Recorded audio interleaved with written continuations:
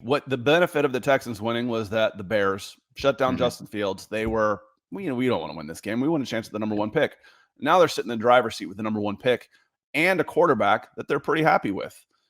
So when you've got the quarterbacks out there, they're in a position to get a haul for teams or pick up some nice picks and just move back maybe even a spot with the Texans. Texans, if you think Bryce Young is your guy, and they might gamble that he's not, but they're in such a great position right now. Hey, Jim Irsay, Chris Ballard, you guys want to come up and get your quarterback? We'll drop to 4. We'll come down to 4. It's going to cost you another first round pick or 2 seconds or something like that to do it. And then if all else fails, you've got 2 damned good defensive players to choose from.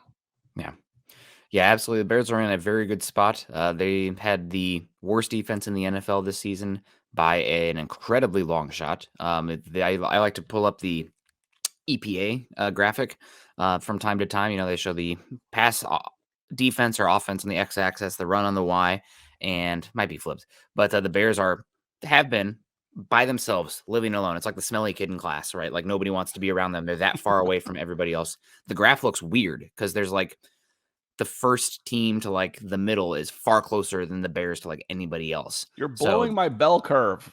Yeah, they're horrible defenses here. Why can't Justin Fields win? He needs to improve a lot as a passer, but my God, an outlier for how stinky the Bears defense was under a defensive-minded head coach and Matt Eberflus. Obviously, they traded away Robert Quinn. They traded away Roquan Smith. Congrats, Roquan, representing yourself, I believe, and getting a $100 million contract there over 5 years in Baltimore. But yeah, the Bears are in a good spot.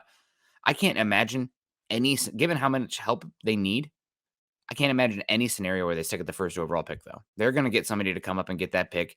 The question to me is, do they put a cap on how far they're willing to trade down? Mm-hmm. Like, let's say we're in business with the Houston or the Colts, or they saying best deal available. We'll take what we can get. Will Anderson, Jalen Carter, we love you. You're not as valuable, or we're not as confident in you being an elite player as having an additional first round pick in 2025 or an extra second round pick in 2024.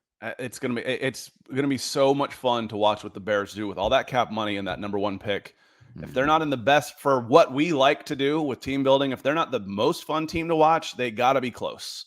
There's some teams in there too. When you're talking about the Eagles and maybe a Super Bowl contender and they're in the top 10. Okay, that's a little fun too.